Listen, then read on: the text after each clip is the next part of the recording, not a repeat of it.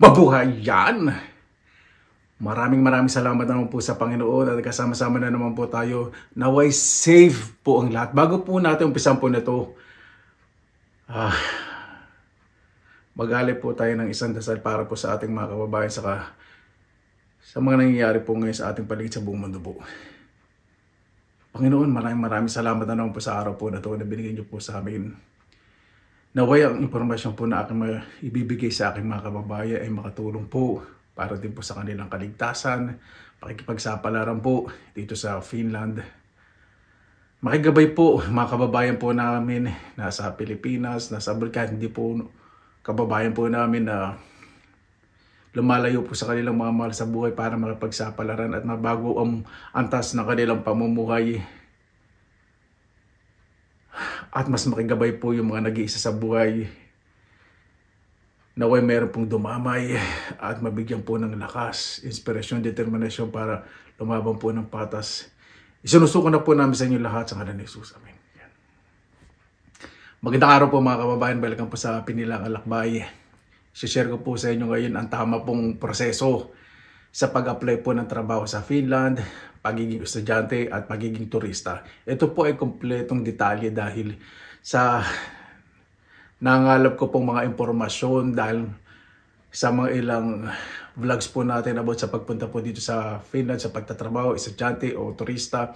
Marami po akong na-receive na mga private messages sa Pinilang Alakbay, sa akin din pong email, sa akin pong besong dulo sa Facebook. Marami po talagang mga katanungan na hindi ko po talaga diretsong masagot kasi gusto ko po i-kolekta po ng maayos ang impormasyon at ibahagi po sa inyo ng tama ayon po sa aking kaalaman at sa aking nangalap na impormasyon na ibabahagi ko po sa inyo. Una-una ko po gusto ko pong bigyan ng diin na ang pag-apply po ng trabaho po sa Finland, pagiging estudyante at pagiging tourist, wala pong placement fee. Wala pong placement fee. Ang pag-apply ng trabaho, estudyante o turista po dito po sa Finland, wala pong placement fee. Walang placement fee, gusto kong ulitin, wala pong placement fee na abot na may 1 milyon. Wala pong mga gano'n o daang libong piso. Wala po. Manood po kayo at bibigyan ko po kayo ng tamang gabay. Kung nangarap po kayo pumunta dito sa Finland para magtrabaho o mag-estudyante o maging turista. Ayan. Pero sa akin po munang sariling karanasan po dito sa Finland, ito po una ko pong gustong sabihin po sa inyo. Kung gagamitin nyo po na pagpunta dito sa Finland bilang estudyante, ay talagang magbabayad po kayo ng tuition fee. At gagawin nyo po stepping stone o dadaan kayo sa agency. Mag-ingat-ingat po kayo. Ito po. Isa na po natin. Ayun. Dali lang po Medyo na-overwhelm lang po talaga ako sa mga mensahe po sa akin at yung mga additional po. Yung mga na-meet ko po dito na mga kababayan po natin na sobrang naawa po ako.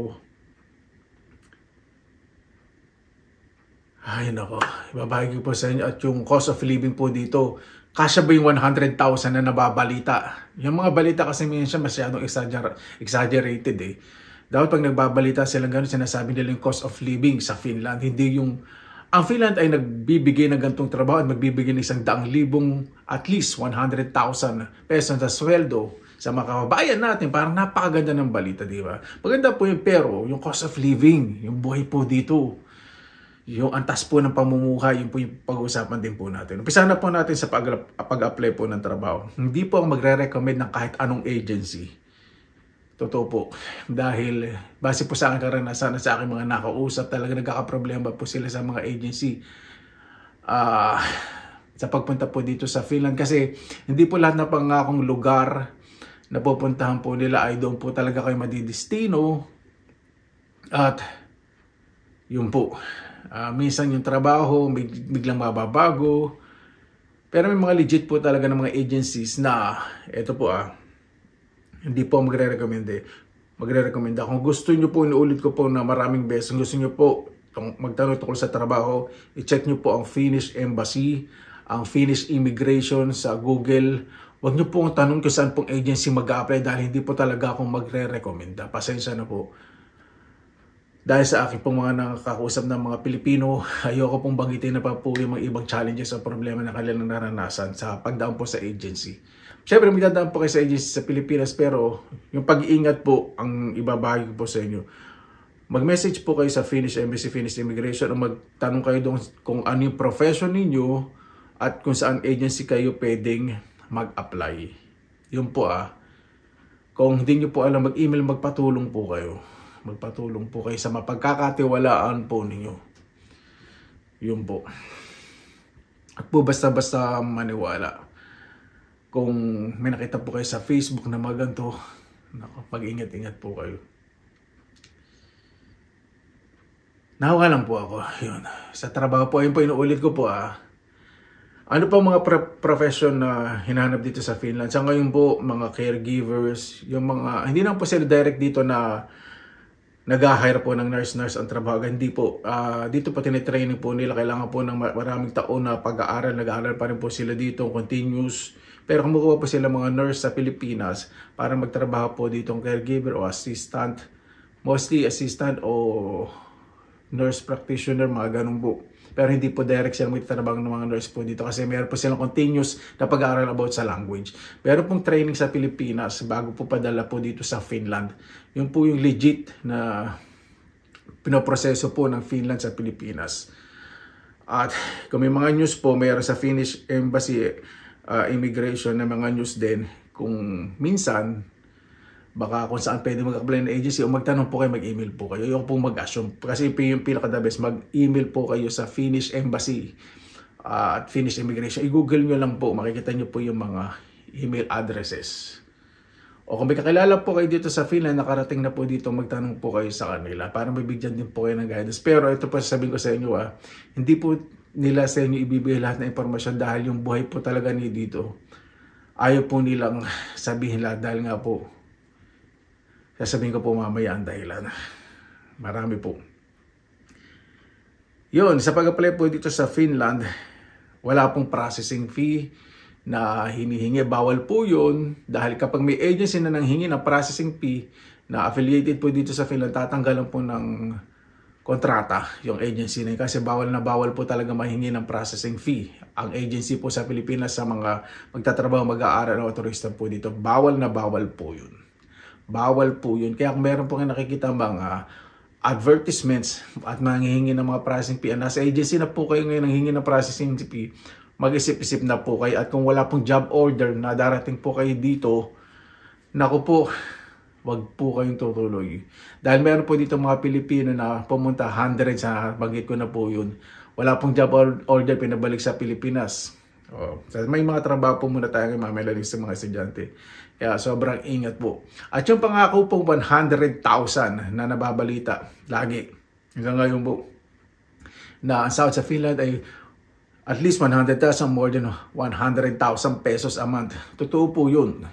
Pero yung cost of living, ito po yung calculation. Meron po ko ditong papel. Unahin po muna natin sa renta ng bahay. Depende po. Dito po sa North, kung saan po ako nananahan, ang average po ng isang apartment na pwedeng yung upahan ay 700 euro. Pero kung nasa South po kayo, malapit sa Helsinki o somewhere, mas mataas pa po. O palagay na po natin na 750 euro a month sa buong Finland. Palagay ng hindi shared o kayo lang. Kayo lang Ang 750 euro ay times nyo po sa 60 pesos. So 45,000 na po yun. Tapos, kung malayo pa po kayo doon sa papasubukan po ninyo, kailangan nyo mag-bus. Ang average po, nababayaran nyo po sa bus card ay 100 euro a month. 70 to 100. At kung monthly po talaga mga ganun, palagyan na natin 100 euro. 6,000 pesos po yun. Yung pagkain nyo po, kung hindi naman libre yung pagkain nyo sa trabaho, syempre gagastos po kayo. Yung pagkain din po, syempre, mamahalan na rin po presyo. Pero dito po sa Finland, bibigyan ko rin po kayo ng mga tips mamaya. Itong, kung paano kayo makakatipid. Kung nandito po kayo sa Finland. Ayun, sa pagkain po, palagay na natin 200 euro. 12,000 pesos a month na po yun. Doon na lahat, almusal, tanghalian, merienda, o sa bahay pag uwi nyo, kakain pa kayo. 200 euro, ano na po yung reasonable na po yun sa isang buwan. Average po yung sinasabi ko, nasa gitna po talaga. Hindi po yung masyadong baba, hindi masyadong mataas, nasa gitna po talaga. Tapos yung personal care, yung pangangailangan po ninyo sa araw-araw, hindi ba kayo magsisipilyo, hindi ba kayo maliligo, hindi ba kayo maglalaba, o di ba sa bahay, hindi ba kayo bibili ng mga panlinis, mga gamit sa sarili ninyo, pabango, o mga make-up sa mga babae, di ba? Palagay na po nating 200 euro din po, a month po yun So 12,000 pesos. Tapos dito po sa Finland, nire-recommend ko po pag dumating po kayo sa Finland, talagang para po sa rights o karapatan po ng mga manggagawa, mag-join po kayo sa union. Hindi naman po dito kayo paatatalsikin ng kumpanya mag-join kayo sa union. Kasi mostly sila kasali. So ang membership fee po doon, between 20 to 30 euro. 20 to 30 euro. Palagay na lang po natin na average between 20 to 30 euro, 1,500 pesos a month. Ano po ba natutulong ng union pag sumali po kayo? Dito po kasi sa Finland, base po sa aking profesyon, ako po, nasa line ako ng marketing, IT at marketing. Pag mag-join po ako, syempre ang average, 20 to 30 euro a month. So palagay na po natin yung 1,500 nga po yung sinabi ko kanina. Ito po kasi pag nawala kayo ng trabaho, may minimum months na susuportahan po kayo ng union. Alam ba, nawala kayo ng trabaho after 6 months, pero po kayo makukuha pera na 70% from union. O di ba? Kaiba po. At hindi pa po. Kapag nag-iabuso po yung mga employer po ninyo o meron kayong mga legal issues about sa trabaho, o something na rights na yun, hindi nyo nakuha, tutulungan po kayo yung union. At kikilos po yung union, lahat po ng rights po ninyo babalik sa inyo. Yan po kagandahan po sa Finland. At tax naman po, hindi pa nababanggit natin yung tax. Ito po yung binabawas po sa sweldo. Depende po sa lugar. Siyempre dito sa North, hindi masyadong mataas. Sa South, sa Helsinki, bandang ganun, mataas. Palagay na nating average po sumasahod kayo ng 2,000 euro, siguro babawas sa inyo mga 200 something or more. Palagay na nating 15,000 pesos. Yun na po yung average. So pag tinotal po natin itong lahat, ito pong shared apartment sinabi ko po single, hindi pa po shared. Ito pong apartment, single. Mamaya ko po ibabawas ko shared. Sa 45,000, add nyo po yung 6,000, 12,000, 12,000, 15,000, 15,000. So, 91,500. So, may matitira pa sa inyong magkano? Sa 100,000 minus 91,500. So, 8,500 yung natira po sa inyo. Sipin po ninyo Pero calculation ko po, nilagay ko po tayo sa average. Kasi tayo mga Pilipino talagang kung kaya nating mag-adjust na mas mababa, katulad ng mga damit, bumibili po sa second-hand shop, so nakakatipid. Yung mga pagkain, pumupunta sa mga shops po, may mga discounted, so nakakatipid. So, baka masave po ninyo 10 to 15,000. So, magpapadala pa po kayo sa Pilipinas, diba? Kaya sacrifice po yung 100,000. Tapos, kung shared apartment po kayo, sige, palagay na natin shared. Yung 45,000 split natin sa dalawa. So, nakasave kayo ng 22,500. Kung shared po, 22,500 plus 8,500. Magkano na po yun? 31,000. So, ayun po yung nasave nyo kung meron po kayong shared o kasama. Pero, yung tax po, average lang po yung kinumpute ko. So, all in all, yung average na masasave po ninyo, para po sa akin 20,000 pesos a month po. Ang matitira po sa inyo net, ibig sabihin wala na po mga bawas po yun. Kung sobrang pagtitipid po ninyo, pwede umabot sa 30,000. So, kung meron po kayong maayos na trabaho sa Pilipinas, mag-isip-isip din po kayo. At kung ganito po yung sasweldo po ninyo, kukunin po ninyo yung family ninyo, talagang i-justify po ninyo na kung paano nyo yung makukuha yung pamilya nyo. Siyempre tayo naman po mga Pilipino, madiskarte, at kayang-kaya po natin. Dahil gina-justify po dito yung pagkuha sa pamilya, depende sa sweldo at sa kontrata po sa kumpanya. After 1 year, pwede nyo makuha family nyo dito. Meron din naman pong nakukuha ng suporta po sa gobyerno. Pero pag dinala po ninyo yung asawa po ninyo dito, ang profession kapag vocational at medyo challenging po, o kaya ang profession ay talagang college graduate, meron pong makukuha ng mas malaking chance pag college graduate. Pag vocational or below, mas less po yung support. Totoo po yan. Totoo po yan. So, depende po. Sa mga bata, may akong support, may makakakuha ng libreng, halimbawa bata, libreng school. Libre naman po dito yung pag-aaral eh. So, ito po yung sa trabaho. Kaya kung maganda po yung kinikita po ninyo sa Pilipinas, mag-isip-isip po kayo dahil yung pakikipagsapalaran po dito sa Finland, kung isipin po natin yung magandang buhay. Alam nyo po, yung magandang buhay po talaga nakabase po talaga sa diskarte po natin. Sa bawat diskarte po, hindi lang po dapat diskarte gawin po natin. Samahan po natin ng magandang pakikisama. Yun po. Kasi mga taong magaling talaga ng diskarte, di ba? Pag nawala ng pakikisama, nawawala din yung tiwala. Samahan po natin ng magandang pakikisama po para mas marami pong magtiwala po sa atin. Yung pag-unlad po sa buhay, wala po sa disposition para sabihin na ganito dapat ang gawin. Nasa inyo po talaga, sa inyo yung kung anong gusto nyo gawin, di ba? So, kung sa tingin po ninyo, yung sinabi ko dito sa pag-apply sa trabaho sa Finland, kung kaya ninyo yung ganitong pamumuhay, pumunta po kayo, mag-apply po kayo, magtanong po kayo sa Finnish Immigration at Embassy.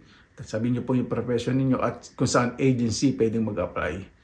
Email po kayo, kaya kung sa Pilipinas, tumawag po kayo sa mga hotline numbers po nila. Wala po akong ibibigay ng mga numbers, basta yun lang po yung advice ko para for your own safety. Excuse me. Aliligo ko lang kasi. Excuse me. Medyo nilalamig po ako. Kaya mayroong suportang bumbunan ko. Ayan. Sa trabaho po. Doon sa profession po, wag niyo naman po akong tanongin, kuya, ganito trabaho pa, pwede ba akong gano'n? Hindi ko po talaga masasagot yan. Ang sagot ko po, hindi ko po masasagot yan na pwede. Ang sagot ko po, ibig sabihin, mag-email po kayo sa agency, sabihin niyo po ano po yung profession po ninyo, ibig sabihin yung trabaho ninyo, kung nasa ibang bansa kayo, pwede ba kung cross-country sa Finland, tanong po kayo, tumawag po kayo sa Finnish Embassy. Kung mayroong Finnish Embassy po sa bansa mo ninyo, kung nasa bansa kayo, halimbawa may Finnish Embassy, kung saan ba dito sa Europe, sa Asia, check nyo lang po yung number, o kaya email kayo o tumawag po kayo, para tanongin po ninyo ano ba ang legit na agency na pwede ninyong applyan, yung po. So, hindi ko na po masyadong palalakihin po dito sa trabaho dahil sa mga nakaraang dalawang vlogs ko, talaga may mga nalokang mga Pilipino na hundreds at pinabalik po sa Pilipinas dahil walang job order, naloko po sila. At ngayon po, mag-move naman po tayo sa mga estudyante. Yan. Ito, mas mabibigyan ko po kayo ng mas magandang guidance dahil dumating po ako dito sa Finland bilang estudyante. Legit na estudyante at hindi po ginamit yung pagiging estudyante po dito para gumawa po ng black job. Ano po yung black job?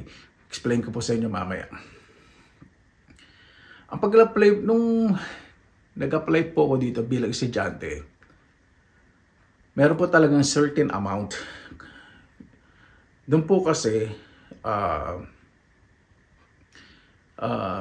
meron po tayo tinatawag, parang tawag po doon, kasi tinanong ko dati sa agency, ano ba tawag doon? Parang semi-scholarship po yung in-applyan ko. Dati po talaga walang tuition fee dito sa Finland, wala pong tuition fee. Nagkaroon po kasi ng issue sa mga ibang foreigners na ina-abuse yung educational system dito sa Finland, kaya po nagkaroon ng tuition fee ngayon. Dati po talaga wala. So requirements po noon, kailangan graduate po ako sa... Hindi naman po kasi pina-apply po ko sa university. Depende po kung na-applyan po ninyong pag-aaral dito sa Finland. Vocational ba o university level? Ako po sorry. Na-applyan ko po kasi sa university. Sa requirements po noon, ang pagkakaalam ko, from 3 universities, kailangan mapasa nyo po yung entrance exam sa 2 universities or polytechnic na tinatawag po. Tapos, meron certain amount na kailangan pag nag-stay ka sa Finland, kaya mong gumastos. At kaya lang tumulong naman po sa akin kasi sa kapatid ko po noon. Mga kapatid ko po dito sa Finland, no, walang problema sa titira sa pagkain. Kaya doon wala pong problema.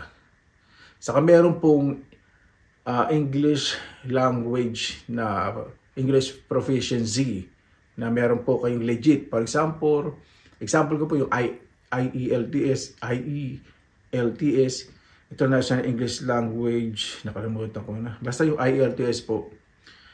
Alam ba, kung meron ko po ngayon, may certain band o grade na kailangan fit dun sa university. Palagyan na natin, average po dito 7.5 o 6.5 kasi 10 po yung highest eh.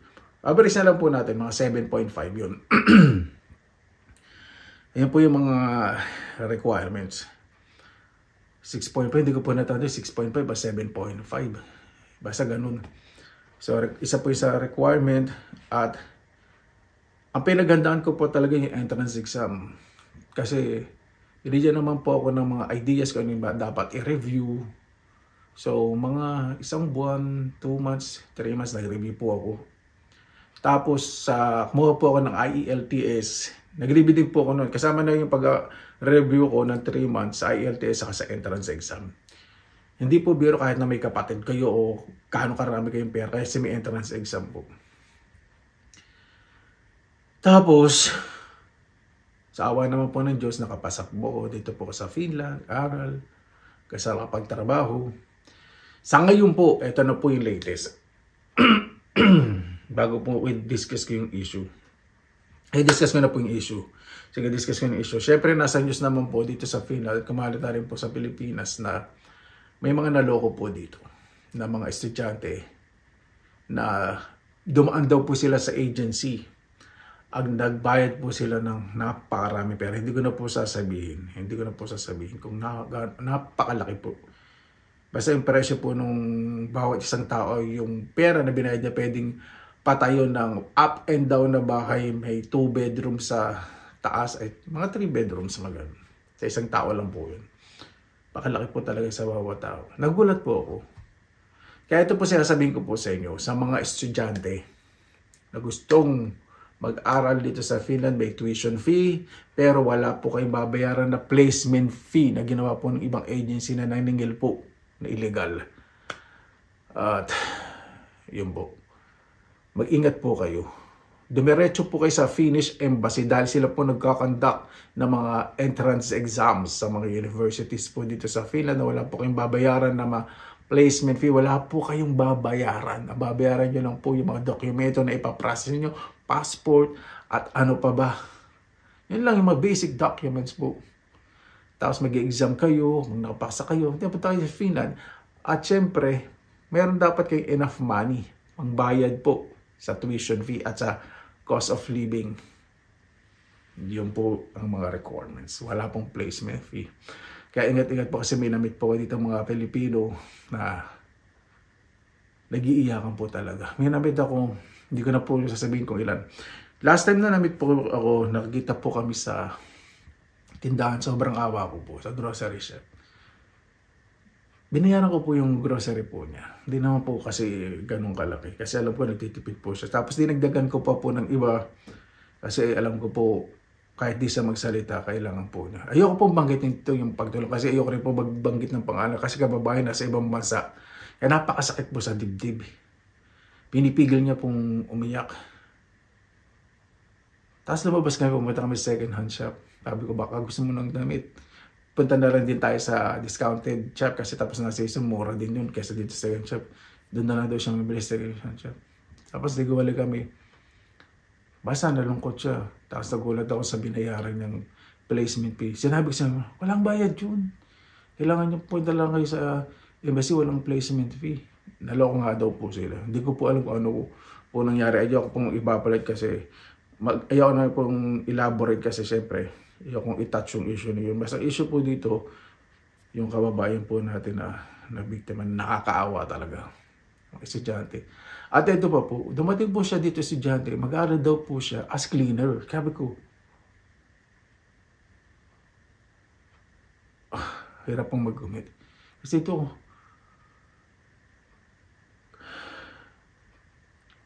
hirap po. Basta, wala po placement fee. Dan po kayo sa embassy, Finnish embassy.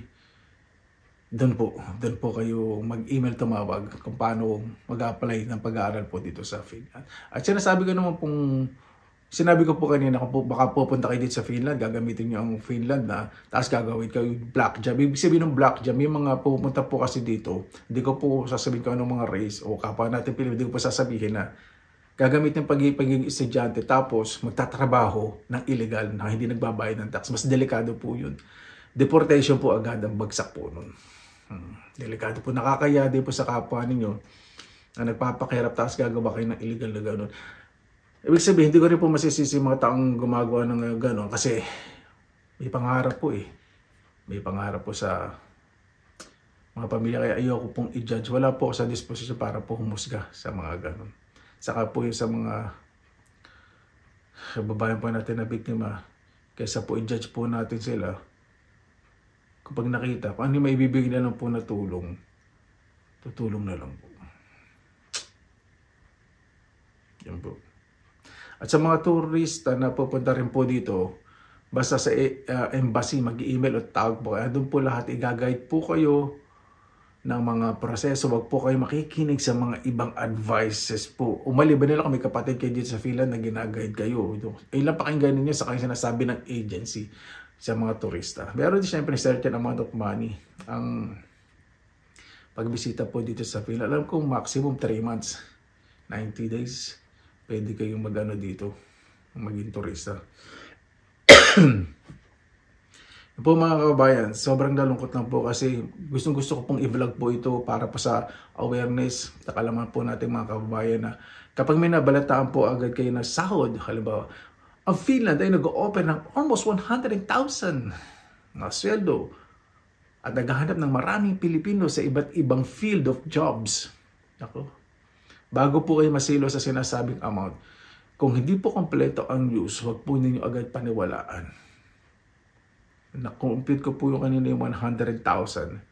At kung may mga kamag-anak po ay dito sa Finland na kumikita ng 100,000, alam po ninyo, di ba? Ganyan po yung gastos. Iba po, ito po yung sinasabi po kanina, iba hindi sinasabi na 100,000. Kikita nila, pero ay nila na magbanggit na lang sa pamilya po nila. Ayun po yung tinatawag natin na heroic act, yung pagiging makabayani po ng mga kababayan natin. Titiisin na lang nilang magtipid ng magtipid. Ayaw nila na lang sabihin kung ano yung mga nagagastos nila para may mapadala po sila sa kanilang mga pamilya. Yun po. Kaya kung meron po kayong mga kamag-anak po dito, huwag niyo pong sasabihin, napakasakit din po. Hindi lang sila magsasalita. Siguro minsan na, anak, balita ko, kita niyo daw dyan, 100,000 a month. O kaya, kuya, balita ko, insan. Ate, unso, tay, ganyan palang sweldo dyan. Sabi na, bakit ganito lang pinapadala po niyo? Alam po, kung ako po tatanungin po ng gano'n, hindi ko po rin po sasabihin yung mga gastos. Kasi ayaw po kayong mag-alala. Sabi ko na, sige, sa susunod, titignan ko na lang kung anong gagawin ko. Sensya na, gano'n lang po. Kasi ayaw po namin kayo na mag-alala sa amin na gano'n pala. Ganun pala ang gastos nila sa Finland. Kung alam lang po ng lahat. Kahit din po yung mga kababayan po natin, halimbawa sa US, sa Canada, o sa ibang bansa, may binabayaran po silang mga tax. Kasi yung kita pong sinabing 100,000 pesos, kung paglagyan na natin more than 2,000 euro, less than 2,000 euro, euro din po ang ginagastos po namin dito. Kaya sa kita, huwag lang natin isipin kung anong kinikita. Meron din po kasi kaming mga gastusin po dito na ayaw po namin sabihin. Yun po, saka sa may mga kamag-anak o pamilya sa Pilipinas na trabaho dito sa Finland, ako na po humihingi po sa inyo ng pangunawa sa mga kababayan po natin dito sa Finland na may mga hinaharap po talaga na challenges sa panahon po ngayon. Maganda po ang Finland kung pagdating sa sistema, dito naman po fair naman po sila. Pag nagtrabaho po kayo dito ng more than 2 years, at nandito na yung pamilya nyo, makakakuha naman po kayo ng maayos na suporta na para mabuhay po ng sapat, hindi po sobra-sobra. Dito po kasi dinidistribute o binabahagi po sa mga mamayan ang kayamanan po ng Finland para lahat po mamuhay po ng maayos, libre edukasyon at hospitalization. Talagang napakaganda po ng sistema. Kaya kapag lalayo po tayo sa ating mga mahal sa buhay, una po nang itanim po natin sa sarili natin. Huwag po nating gawing mas mataas tayo sa ibang tao dahil sa pinag-aralan natin. Hindi po. Makisama po tayo, dumiskarte tayo ng maayos na may pakikisama at mas maging mapagkumbaba po tayo. Dahil ayun po yung magiging puhunan po natin sa paglayo at mas marami pong taong magmamahal at magtitiwala po sa atin. Paano po mga kabayan? Sana po nakatulong po itong impormasyon po na to sa mga OFW, talaga namang kahanga-hanga na nakikipagsaparen sa ibang bansa, sa mga magulang natin, ate, kuya, bunso na sa Pilipinas na nakikipagsaparen na lumalayo sa kanilang mga pamilya, kahanga-hanga po talaga. Kailangan po natin ng pangunawa, wala po sa ating mga pamilya. Kung nagpapadala po sila na delayed at nababawasan, may dahilan po ang bawat bagay. Paano po? Maraming salamat naman po sa inyong oras na ilan sa Pinilang Alakbay. Inuulit ko po, lagi po tayong dapat positive vibes, good vibes. God bless, ingat po lagi, magandang araw. Laban lang!